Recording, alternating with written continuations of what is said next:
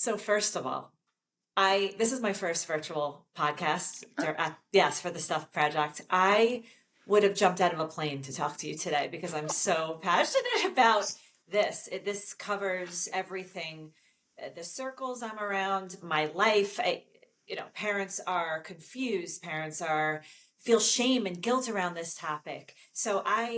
I'm so thankful. I know how crazy you are, so I appreciate you coming on today. No, happy to be here. Thanks for having me. Yeah. So this conversation is also about living in New York City. So can you share a little bit about where you live and your family life and whatnot? Sure. Well, I'm Julie Scelfo, and I am a longtime journalist. I'm the founder of Mama, Mothers Against Media Addiction.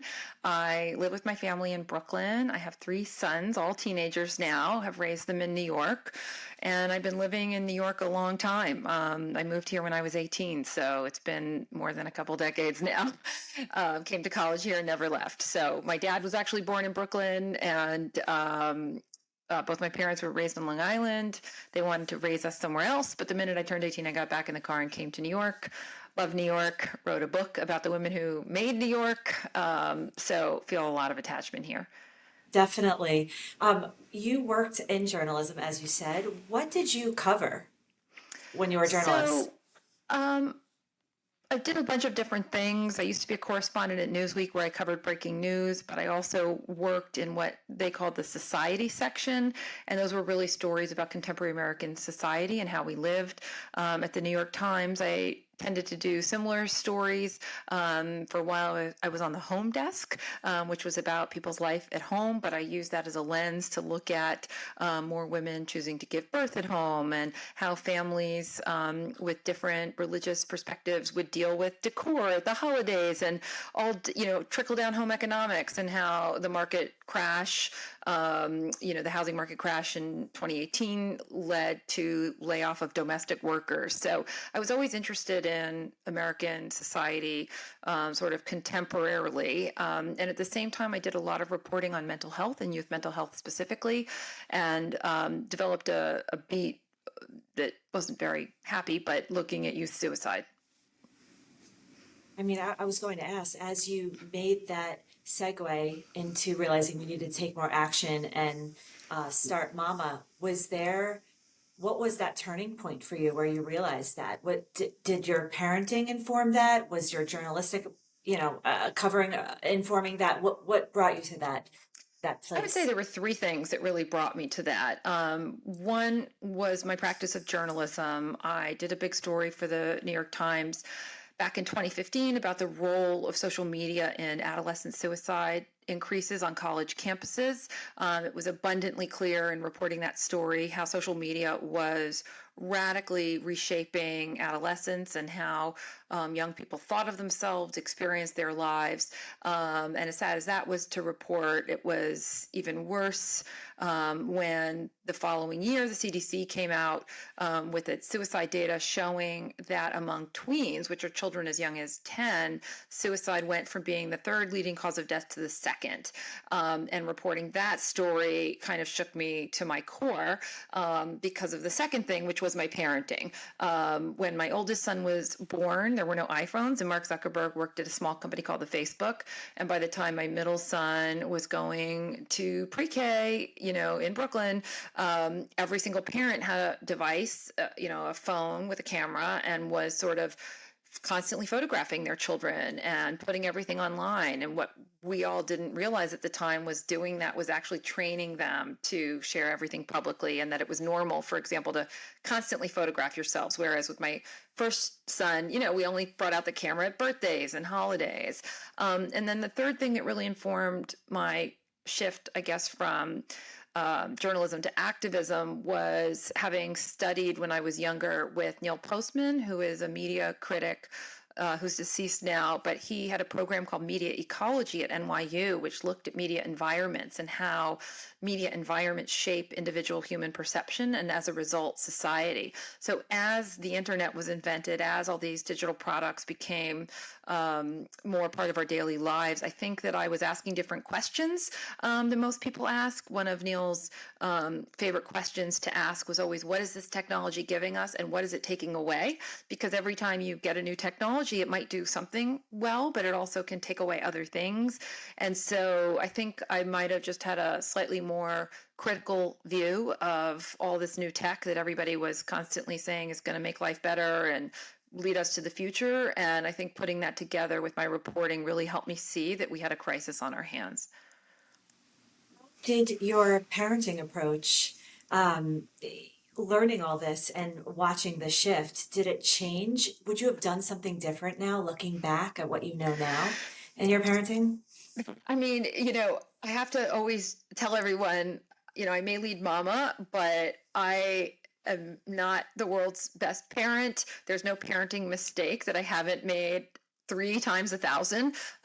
And like many parents, I think I didn't know what to do with all this technology. I wanted to help my children navigate this world safely, but I also felt the pressure of them not being left behind. And there were a number of decisions that I made that if I knew then what I know now, I absolutely would have done differently. Right. So, it's still a struggle. Like there's still my kids have smartphones. My youngest one is a freshman in high school. We still deal with a variety of challenges and overuse, but that also helped inform my starting mama because I Yeah. realized at some point, I'm a pretty smart person. I have a master's degree. I've held down jobs, and no matter what I did, there was no way that I could keep them safe, and there was no way that I could prevent them from um, staying within time limits. I realized the parent controls don't work. I realized that the apps they sell you that are supposed to help you monitor are impossible. So, or I shouldn't say impossible. I said they were ineffective at the time that I used them. So all of that made me realize this is so much bigger than any one of us. It's really comforting to hear you say that because you are a mom first and you are dealing with all these issues and concerns that we have, and we're going to get to that right now. Let's talk about Mama. So it is a nonprofit that you started. I love first saying that you are not anti-tech.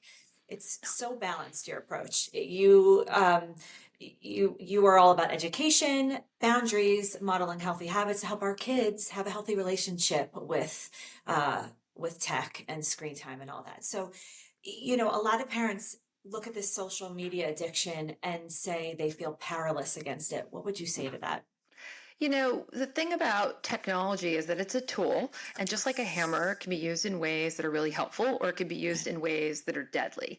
Um, Electric bikes can be a lot of fun, but they also introduce new risks, Right. and they also come at a cost, right? When you're pedaling that bike, you're burning calories, you are are learning all kinds of balancing skills, and if you get your kid an electric bike, they might have a lot of fun, but they're not going to develop the same motor skills. They're not going to expend their muscles the same way. And also, if they're traveling at higher speeds, there are new dangers involved. So it's kind of easy to see that, but we often don't think that way about technology. And that's exactly the same with technology. So we're not anti-tech.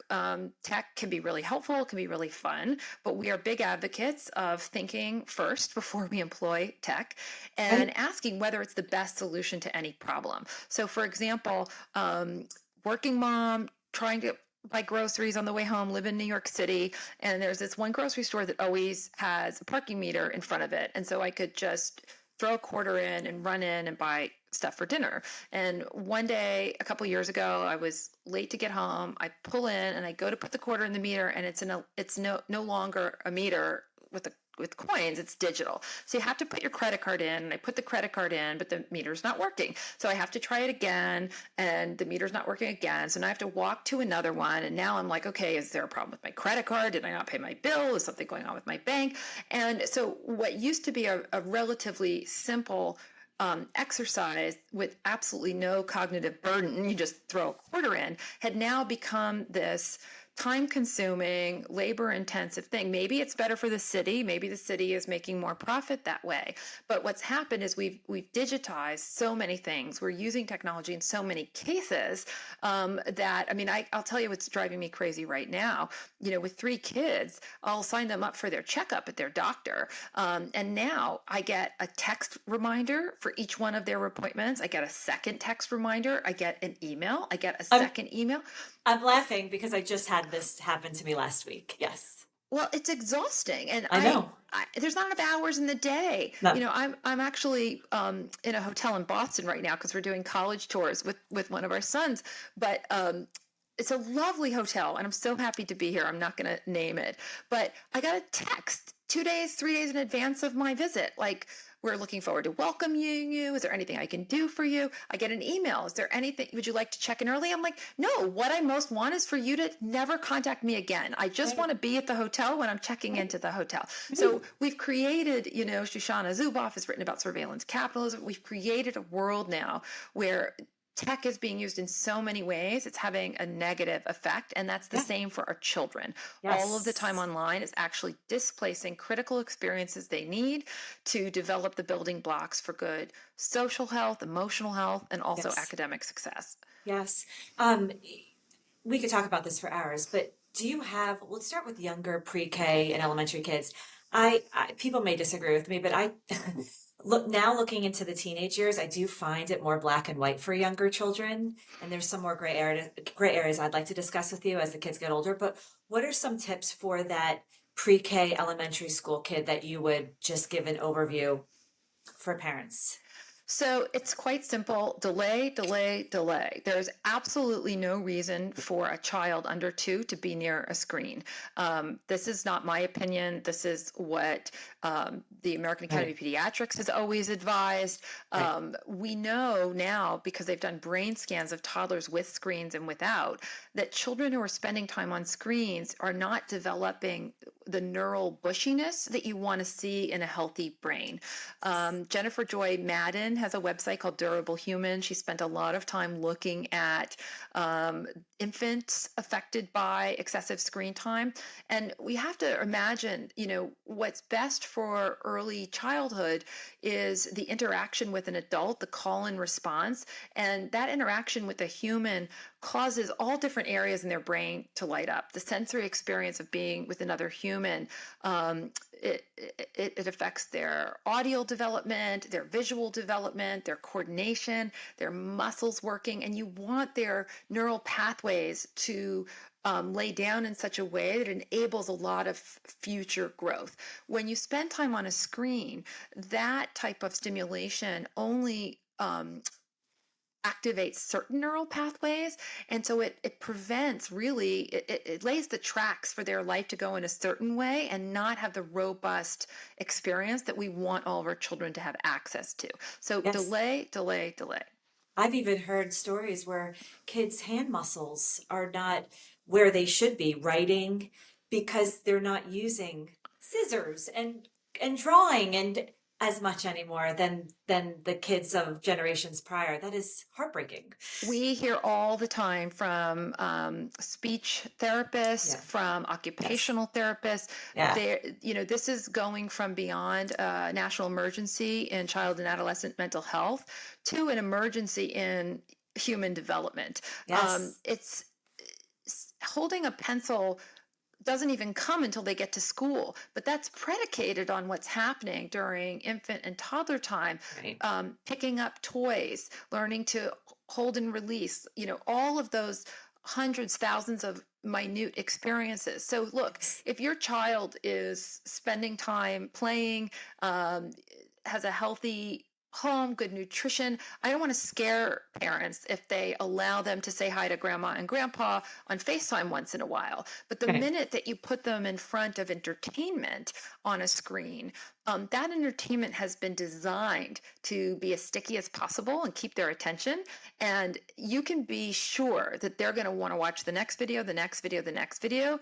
And it's that much harder to get them interested in playing with blocks, playing with trains, other manipulative tools that we know from centuries of evidence are really critical to in their educational growth.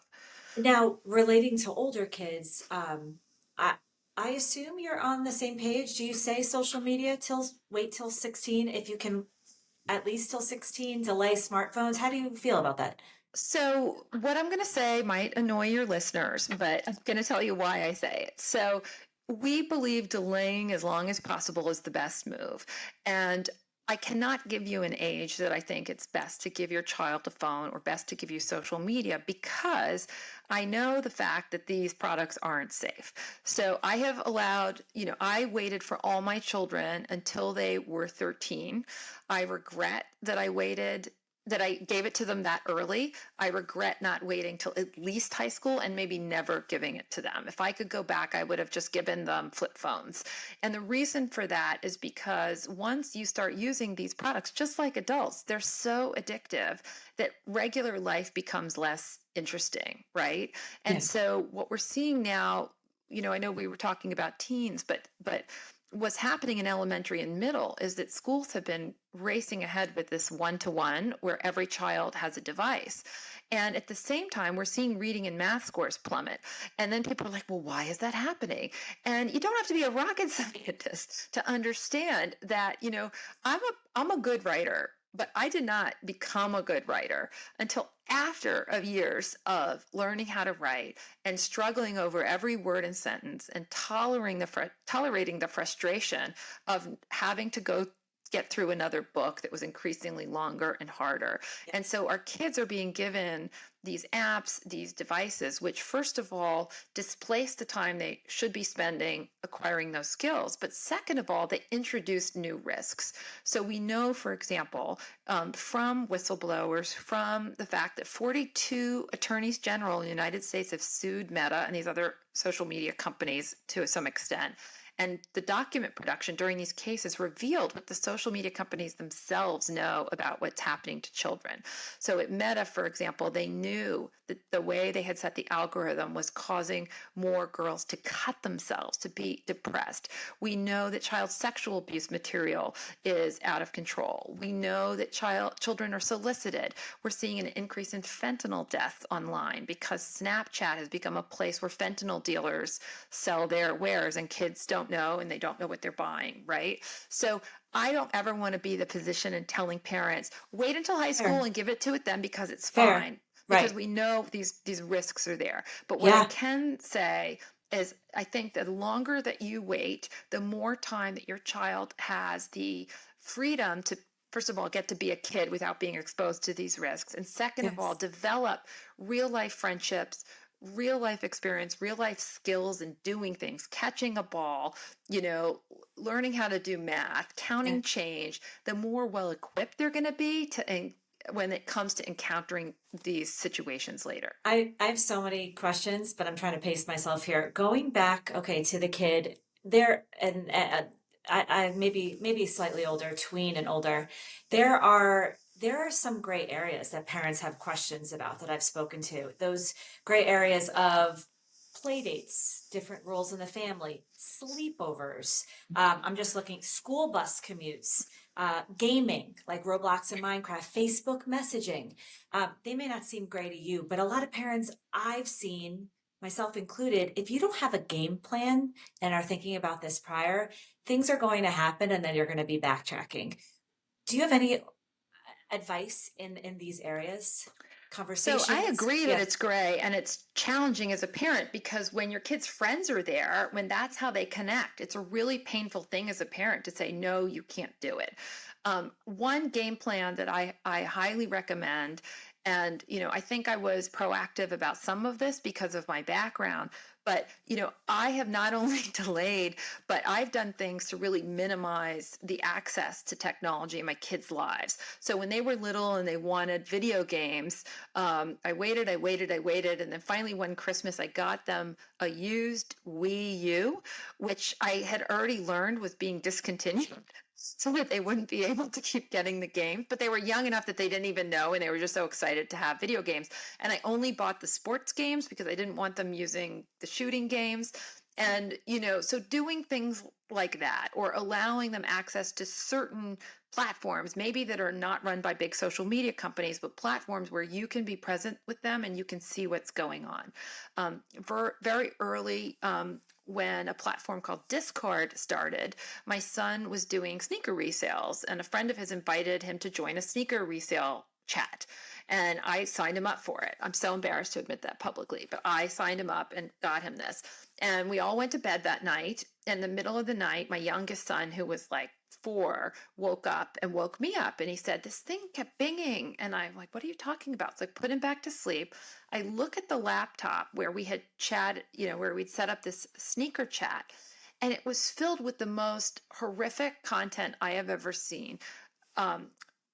Jokes about raping girls, cartoons, graphics, videos that were just vile and racist, and all of these things I would never want my children to see at any age. And I was like, that's awful. it. That's the end of Discord. Yeah. Right. And so Yeah.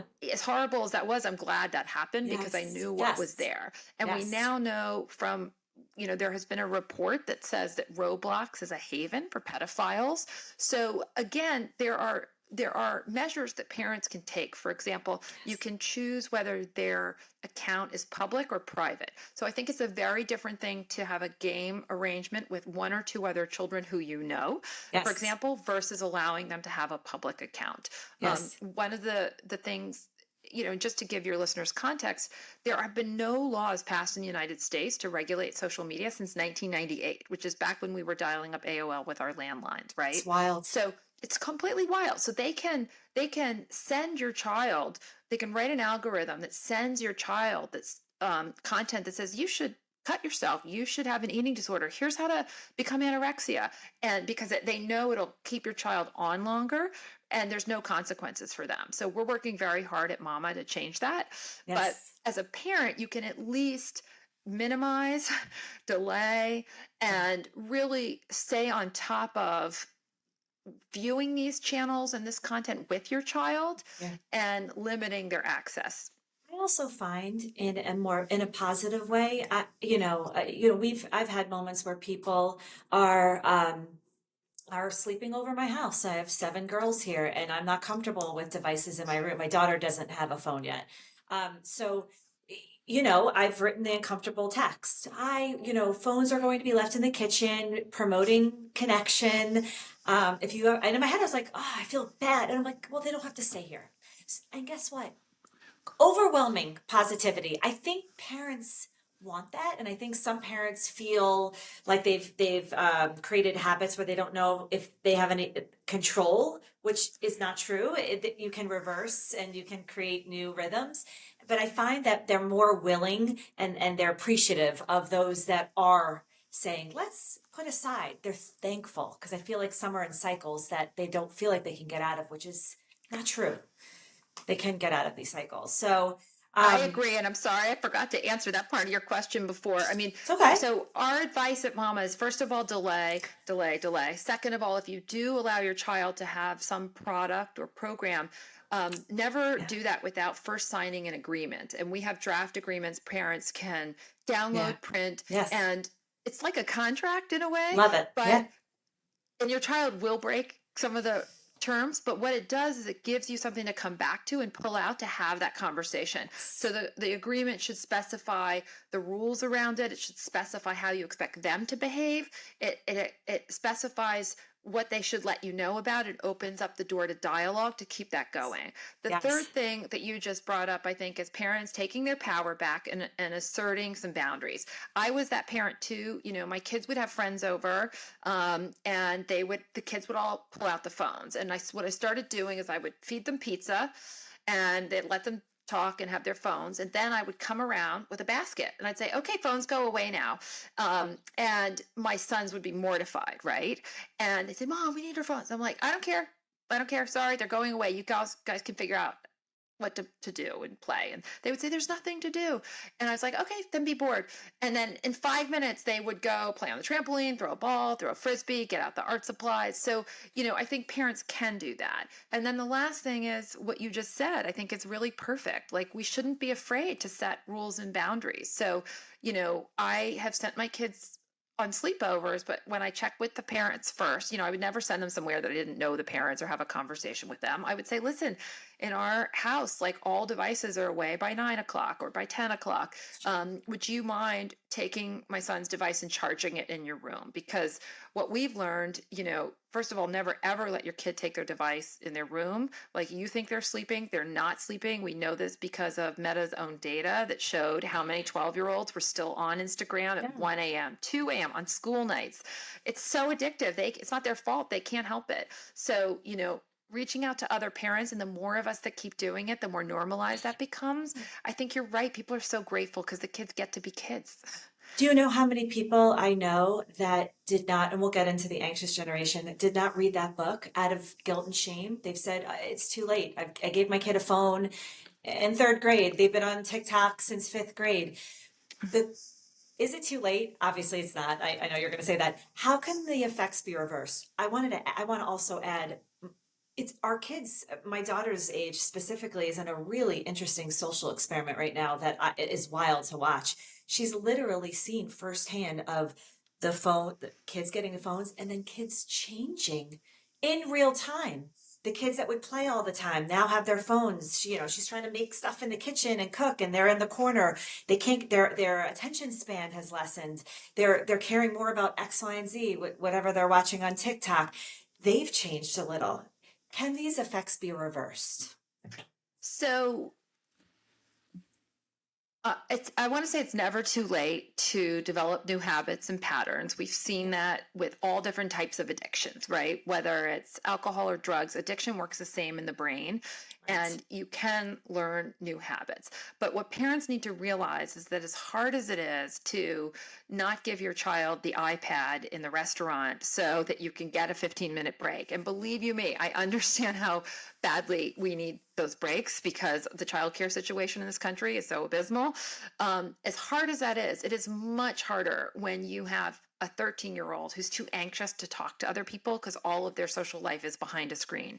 And it's much harder when you have a teenager who's depressed and you can't even find a therapist for them because there's such a shortage in the United States, or God forbid your child becomes suicidal, which we're seeing is an increasing problem. So it's not too late. At the same time, the more you allow your child to grow up with the tools they need to develop a healthier life, the easier it's going to be. So that is why we encourage people to think about the effects, even with, we're seeing they sell like clips for strollers for parents to put a phone in the stroller. And it breaks my heart when I see that because, I I bought baby Einstein for my baby. I thought it was going to make him smarter, right? And all of this media and technology is never a replacement for what your child can get from human interaction. So, How, um, how much and should we? Yeah, go. I was just going to say, and there's one, there was a study a few years ago that took children away from their devices, and it took 5 days for them to regain um, the ability to recognize facial and emotional cues at the same level of kids that didn't have devices. 5 days. And we know from research that you can sort of detox your brain. I know technologists that love technology and spend all their time, but once a month they do a 48-hour, 72-hour complete detox.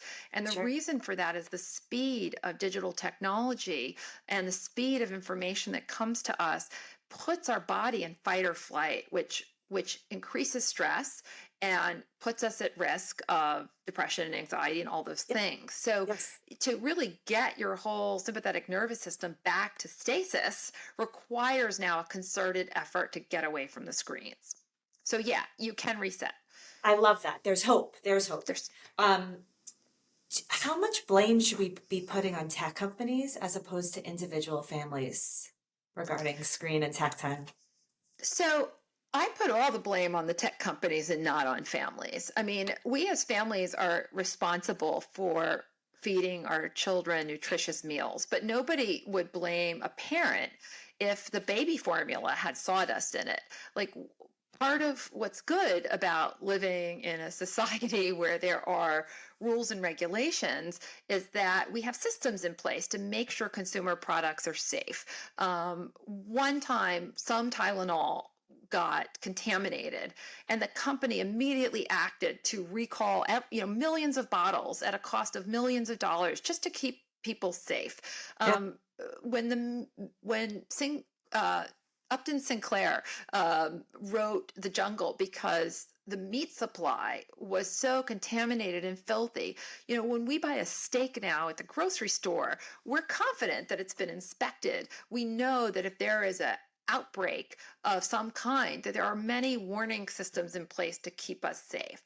That's all we're asking for with social media, is that tech companies implement some basic safeguards to protect children from the worst harms. I'll give you one tiny example. But right now, if you set up an account for your child on social media, the privacy settings are all public.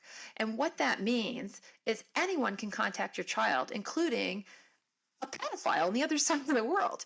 So in California, they passed a bill a few years ago. It's also passed in Maryland, called the Kids Code, or the Age Appropriate Design Code. And that establishes what's called a duty of care. So that they have to design the product with a duty of care to children to ensure in several different ways that if a child is going to be there, its settings are the most safe and the child is most protected. And one of those, for example, is making sure all the privacy settings are the most private. Now, there's still freedom for parents to make decisions. And if you are Kim Kardashian and you want your child to have their own brand and a public following and someone managing the account, you can go in there and make it public. But it doesn't put the burden on all of us to have to figure out every single different app, go in and do all the different settings. Does that make sense? That's why I blame the tech companies. Yes.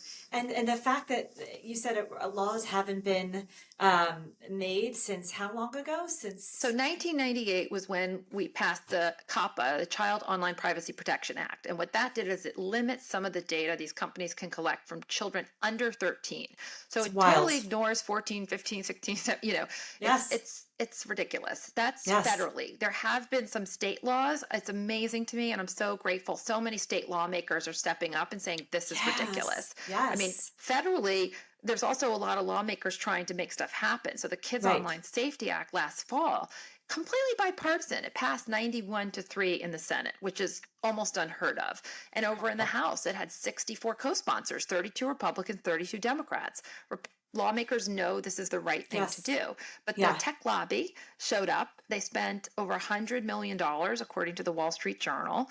They made up all these lies. They said it's an infringement on free speech and all this kind of stuff. It's really just like big tobacco trying to prevent anyone from eating their profits. And that's why we created Mama. Yes. Do you think the money behind tech has been one of the biggest uphill battles, the challenges you faced? Oh, absolutely. Yeah. I mean, the two lawmakers in the House that wouldn't bring COSA for a vote were both from Louisiana. And it was confusing because they kept saying all these things about the bill, like, oh, it's going to infringe on free speech. Steve Scalise was like, oh, it's going to censor pro-life voices. None of it made any sense. And then it was announced that Meta is building a 10 billion with a B AI data processing plant in guess what state? Louisiana. Was that a coincidence? Maybe. I can't say for sure, but it sure didn't smell right to me. Yeah.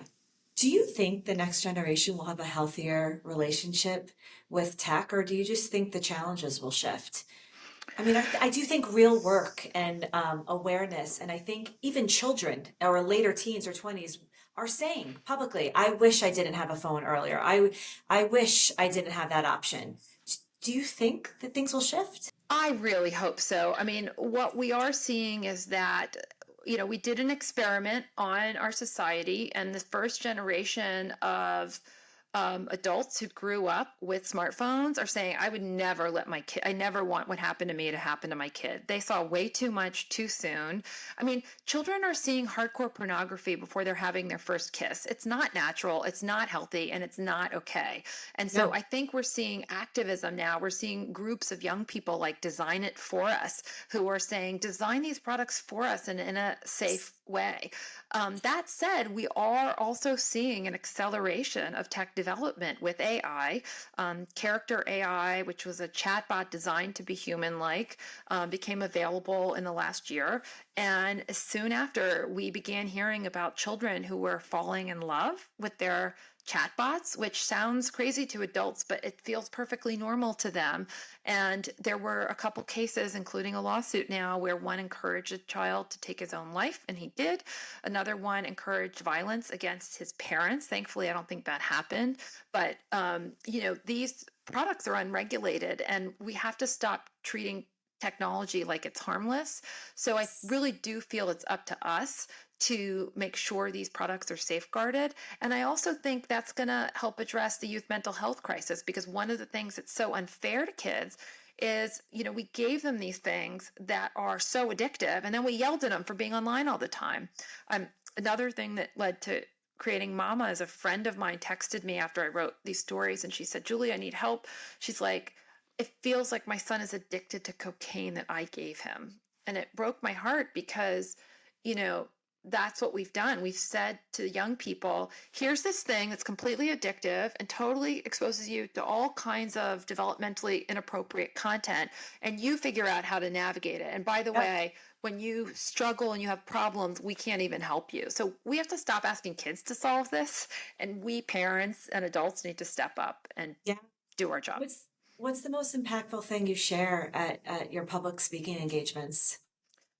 I think that it's really a few things. I mean, I think first of all, the data speaks for itself. So Yeah, it does. we have a fact sheet that we make available, and I can share it with you if you want to share with any of your listeners. Okay. Just seeing the data helps us all wrap our minds around what is happening. Yeah. Smoking was such a common thing. I mean, if you think about the fact, I remember taking a flight to Europe on a smoking plane. I mean, when you tell that to people now, they're like, are you crazy? That existed? Yeah. And it's like, Yeah. yeah, this was like normal. And so we allowed all this to become normal, and it's completely not okay and not normal. So Yeah. I think the Yes. data speaks for itself. And I also think that helping parents understand how change happens is also impactful. So last year at Mama, we were very proud to work with Senator Andrew Gounardis in New York, Assemblymember Nili Rosick, and other groups in the space. And we helped get 2 laws passed that actually are leading the nation. One was the Safe for Kids Act, Stop Addictive Feeds. And the other was the New York Child Data Privacy Protection Act. And that limits how much data social media platforms can collect on children, which may not sound connected, but it is, because the more precise data the AI algorithms collect, the more they can target with individual precision every child user to keep them Yes. online. And Yeah. so the SAFE Act outlawed the use of addictive design, and that's a huge change. And it's going to be really inconvenient for these tech companies when they have to change their products for every single state and Sure. finally get them to say to the federal government, okay, we want regulation instead of fighting against Sure. it. So we can make change, working together, standing up for our kids. It's not that hard to do. It just takes commitment. Yeah. What is one app or platform you wish were, if you had to pick one, what do you think is the most detrimental that you wish were where it was banned? Do I have to pick one? I mean, Maybe it's a trick question. it's a trick question. I mean, Yeah. not a trick question, but it's just impossible to answer. I Bark is a product. I'm not endorsing the product. I don't work with them. But Bark does videos of people on their staff where they go around and ask them which is the one platform you would ban. And it's fascinating. They all have different answers. Some of them say absolutely Snap. I would never let my child on Snap. Some of them say absolutely Meta, Instagram. TikTok has in lawsuits against TikTok, it was revealed that they know how long it takes to get a child or a person addicted. It's only 25 minutes. 25 minutes of short videos. That's enough to train your brain to want to keep watching. So, these are not good for humans. They're and definitely not for our children. How do we teach our older kids? We've said, okay, you can have this. How do we teach self-regulation um, without that constant surveillance? Is this even possible? We're talking older. Yeah, I mean, I want to break that in two parts if it's okay with Okay, you. So, please. the surveillance part of parenting, I think, has got to go. I am raising kids in New York City and admit that my own anxiety, every once in a while, my son's going to someone's house from school and I don't know them well. It's in a different neighborhood and he's supposed to leave at a certain time to be home by curfew. And I can't contact him. And I will check the map on our family iPhone stuff to Right. see if he's where he says he is. I do that. I do not have Life 360. I do not stalk my kids. And I actually think this idea that you need to always know where your children is deeply problematic. It's part of what was helicopter parenting that became snowplow parenting. And Sure. parents have to stop because it's creating this anxiety that shouldn't be there. There actually For has never, both sides. for Yes. both sides. And Yes. there's never been a safer time to be alive in human history. People are living longer. There's Yeah. medications. There's 911. You don't need to know your child's every whereabouts at every second. And unless we trust them and Yep. give them developmentally age appropriate opportunities to first go to the store by themselves and buy milk, walk to their friend's house, they're not going to develop the self-confidence and they're going to have an anxiety disorder. So the surveillance part, I think, has to stop. And then in terms of modeling for our older children, in terms of helping our older children develop healthy habits, that word slipped in there, modeling, because the reality is children do what we do, not what we say. And so it's so incumbent upon us to manage our own addiction and to model that, there are time and place for tech use and there's time and place that we don't use it. So in our family, like dinner table is like a hard stop. There's no screens ever at dinner, period. We try very hard. There's time where kids are doing it homework. And then when there's family time or watching TV, we don't allow people to be on their individual devices. We want to have shared experience. And we say to them, we're all going to watch the show together. No, Yes. no, no. Do I want my kids watching a movie and playing a video game, chatting on their phone and watching a Yes. show? Like, it's too much. And Yes. that said, I also want to acknowledge my own media addiction. I have never spent more time on screens than since working at Mama. I mean, I am online so much. And, Yeah. my husband, earlier in our life together, he would never bring work home. He was someone who, like, I'm going to work at work and I'm going to be home at home. And I hated that he worked long hours, and now technology allows us to do things. Like right now I'm working, but I'm on a trip with my family. And that's good and bad. It gives us more flexibility, but it's bad because it means there's no sacred spaces left. And so I would encourage parents and families to recognize that we have to start creating the boundaries ourselves and be okay about that. Like no devices for anyone in our house after a certain time at night. We know that adults should be off screens at least an hour before bed so that the blue light effect on your brain can begin to dissipate so that you can fall asleep. Also, technology that's going to get you stimulated is not exactly good for feeling calm and restful or watching, like I had totally addicted to Law and Order, but a few years ago I'm like, why am I watching stories about rape and murder before I go to bed? Like, no, I'm going to have so much anxiety. So like we need to choose healthier paths and model that for our kids. It's funny. We have it pretty locked down here, but even the gray areas slip in. I have a child that could be on her iPad just texting for hours. So what's the difference? I mean, so they're not on TikTok, but they're sitting on it, multitasking, whatever, in the family room or whatnot. And I've wondered, I'm like, this is not what I want either. It's just as we're parenting, as they get older, we're watching different things. It's okay to question and readjust. Readjust. I think it's really important that we do that and trust our gut I and think watch that's ourselves. all of it. I mean, look, parenting is so hard. It's like the hardest job in the world. And I think giving ourselves permission to try things. I mean, we tried different things. We tried no Yeah. screens during the week, only on the weekends. We tried Right. limiting hour, all these things. And then schools Right. keep making it harder and harder because they're giving our Yeah. kids devices and forcing them to do homework on the devices, which is insane because YouTube is there. And of course, they're going to click on videos. Of course, they're going to chat with their friends. And then they're distracted and they're not developing the Right. attention spans they want.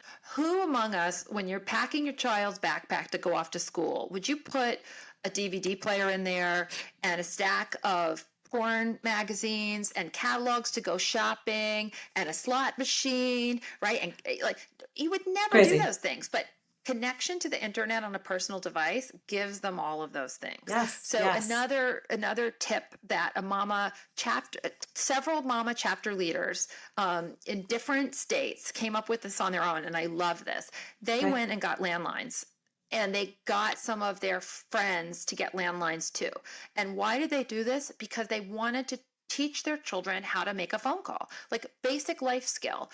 It's scary. Do you remember the first? I mean, you look younger than me, but I remember the first time I called a friend's house, and what if her dad answered, and how was I gonna? Yes. What do I say? And so by Yes. bringing back the landline, you're teaching your Yes. child these independent skills, how to manage themselves, how to have conversations. It's so fun for them to be on the phone. They get to experience It's that great. joy of like private conversations with a Yeah. friend. And Yes. I also have done things in my own house. Like we bought our kids old-fashioned alarm clocks. Like they wanted to sleep. They're like, "Mom, I need my alarm." We're like, "No, you don't." Like an alarm clock works just fine. Right. And there was a trend story, I think in the New York Times, about all the parents buying CD players for their kids so they can listen to music without the device. So more and more parents are waking up to the fact that Yes. this thing, I'm grabbing mine, it's not a phone, it's a miniature handheld supercomputer. And if you give a miniature internet connected handheld supercomputer to your child, you are giving them access to the entire world. And that's not always a good thing. So it's Do you okay think to, there? yeah. Yes. Yes. I love that. Thank you for sharing. Do you think that anything about social media could be positive? Social media, not tech, or is it all inherently bad? So there are studies that have shown social media to have positive effects. For example, in Iran, there was a study of people with diabetes. And when social media was used to remind them to take their insulin, they had better health outcomes. So, Okay. yes, that's positive. I think for Okay. children who might have difficulty making friends or have marginalized identities or live in a community where they can't find a lot of people like them, social media has enabled them to connect with other people. But I will Community. say this, if you have, for example, a trans child or a queer child, or you live in a population that's racially distinct from your group, wouldn't you rather them connect on a platform hosted by someone in your own community versus social media, which is designed just to get their attention? So, for example, there are chat groups and community pages at the Trevor Project, at GLAD, all of these other spaces that are created for and moderated by members of that group, and not Yes. Mark Zuckerberg, who just wants to increase your attention and sell ads Right. against your child. So Right. I love that. that's how I think about it. Yes. Yes. And with the social media, again, you asked which do I think is the worst. I can't pick. But one of the things about Snap that I think is so terrible and that I hear all the time, when I was in high school, I can remember the pain of not being invited to parties, of being left out of things. And now on the Snap Map, kids are seeing it in real time. Every Friday night, all of their friends are there and they weren't invited. And the pain of that is so excruciating. And we just don't even know the full effects. So, Yes. is it nice that your kid can go to a town and see, oh, my friends are here? That is a nice thing, but it comes at the cost of these negative things. So parents just I should be aware. Yeah, I've told my kids the beauty of being able to close that door into your home and just breathe until the next day is something that is so invaluable that we have to fight for them to have, Totally. right? Finish the sentence. The future of kids in tech will be better if. The future of kids in tech will be better if social media companies are accountable for how they treat our Yes. children. And Yes. if we ensure that products are designed with kids' safety in mind. Yes. Moving on to your collaboration with Jonathan Haidt from the Anxious Generation. Um, you both have on multiple instances gotten together and to promote, raising youth mental health awareness around kids and tech. How has that? What insight or perspective have you gotten from working with him? I think the world of John's work, and as someone who was reporting on this stuff, it was very hard even 5 years ago to get editors to Yeah. allow us to write stories or run op-eds that shed light on the negative effects, because they would say things like, well, there isn't data that shows it's harmful. And it was infuriating because there is no single study that you could possibly morally conduct that shows how much phone and social media use causes a child to be suicidal versus not. And also, there's no one study that could fully capture all of the difference in childhood experience now with all the time online, right?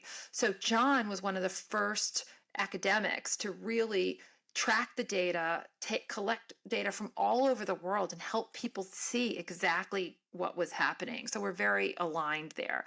I Yeah. also think he's just been an incredible spokesperson for helping people understand that with a few very small changes that we can collectively make, that we can actually assert the well-being of human health and children ahead of tech company profit. So he's an incredible spokesperson for that. What I've learned from him, I think, is the power of having such an articulate spokesperson. He's really inspirational. There's no one I know who doesn't love listening to him. At the same time, I have heard what you talk about. There are parents who just feel defeated, and it is overwhelming. I mean, it's not just even social media. I remember 15 years ago visiting a friend's home, and cable television and Netflix. The child. How do you protect what your children from everything out there? And they just gave up. And I went over there one day, and their 12-year-old child was watching an R-rated film that was like completely inappropriate, and something I certainly didn't want my child to see. But there's a reason historically we created ratings on films. I mean, how upset would you be if you took your child to a G-rated movie and there was an R-rated film preview, a horror film, or an X-rated Right. film, or a porno? Like, no, we Yes, have, I know. we're a civilized society. I'm not that much of a prude, but I accept that my sons will see pornography at some time in their life, but do I want it mainline to my 12-year-old? No, not No, okay. no, you both have been an incredible resource to all of us. So I thank you both. The collaboration has been incredible for all of us to empower us. So thank you for that. He was just on some podcast recently, and it was so funny how people try to, work their way around. Well, is it so bad? Kids aren't. The decline in pregnancies. There's a decline. They're not drinking as much. They're not breaking limbs as much as the younger kids used to. Isn't that good? And he looked at them and he said, like we all know, no, but is it better that they're sitting in their basement, not talking to anyone? That's why they're not doing that. No, I don't want the rise in pregnancy, but they're not living their lives. They're not Like living their kids, lives. they're Jean not living. Twenge is one of John's collaborators, and she wrote a book that I reported on years ago called iGen, for I dot, like the iPhone generation. And she began seeing all of these things: kids not willing to get their driver's licenses, kids scared to leave the home. Scared, And right? there's a lot of fear and anxiety. So we could see this coming. I think I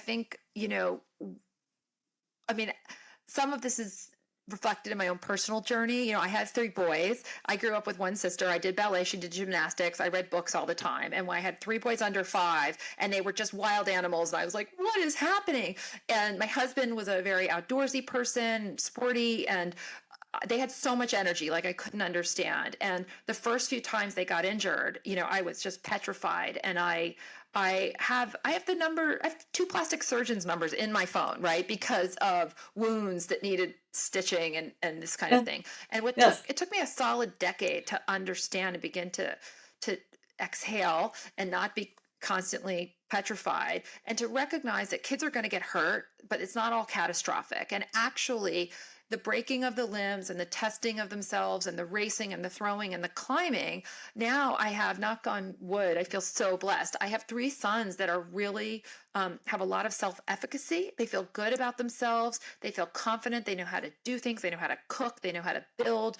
And people meet them all the time and they're like, your kids are amazing. And I'm like, my kids are just normal. But that's what normal was, right? That's what normal is. And that's what I think John Haidt speaks so beautifully to, and what Jean Twenge pointed out, what I hope at Mama we're trying to promote, which is giving kids the opportunity to grow up with real life experiences and interactions at the heart Yeah. of their lives.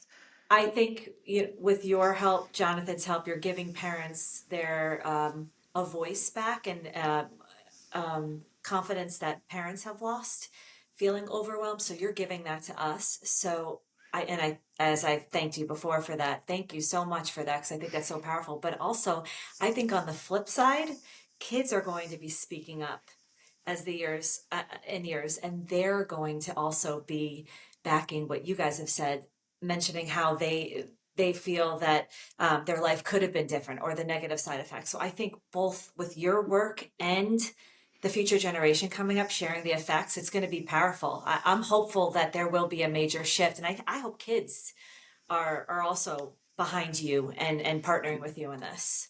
It's happening. I mean, I have to tell you, I one of the know. most meaningful things that's happened to me in my life a couple of weeks ago, a friend sent me her sixth grade daughter's essay, and it was her daughter's idea. And she wrote an essay about the harms of screen time and social media. And in it, she mentioned Mama, which I didn't even know she knew Aw, about. I was just like, oh my that's God. awesome. Um, No, that's awesome. but any of your listeners who want to join us, our website is wearemama.org. We work by creating chapters. Different people volunteer to be chapter leaders. We give them all the training and the education. They host 3 or 4 meetings a year with their local community, and then they get involved when it's time to write letters to elected leaders, when it's time to meet with school board officials. We give them all the tools to do that, and we try to make it as easy as possible.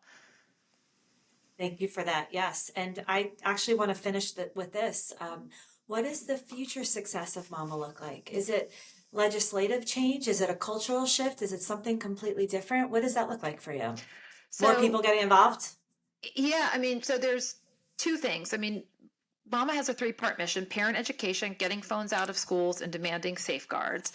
And we think the way that the change happens is on 2 fronts. It's legislative and cultural, right? Okay. Because parents can't do this alone. Like, there's no way you and I could make sure the roads were safe by ourselves. There have to be stoplights, there have to be stop signs, and that's where the policy change comes in. But as a culture, as a society, it's building the new norms. When every parent says, phones are going away during this play date, sleepover, great. You can all watch a movie, phones go away, you're going to play board games and find other things to do. The more we can cultivate that together, the Yes. healthier we'll be. And so what Yes. success looks like for Mama is that we don't need to exist anymore. Oh, And I mean, I hope I'm wrong, but I think we're going to need to be around for a long time, because we're still struggling to get social media regulated, and now AI is here and it's introducing all kinds of new harms and problems at an even faster pace. So and personally, like, my this is very personal, but what I would like to see happen before I exit the earth is for the suicide rate in tweens to go back to being the 3rd cause of death, not the 2nd. Like, that's just unacceptable to me. Like, what are we doing in our country that we allow 10-year-olds to be struggling like that? So yeah. that would be success. Thank you. Thank you so much, Julie, for Thank you sitting for with having me, for me. your work. It's so important. It's one of the most important topics that we need to be discussing if you have children in the home, and we need to be doing more, and we can be doing more, and there's hope and resources. So thank you for giving us that hope this morning. Well, thank you for your interest in this, and I hope you'll join us. Yeah, I would love to. Thank you.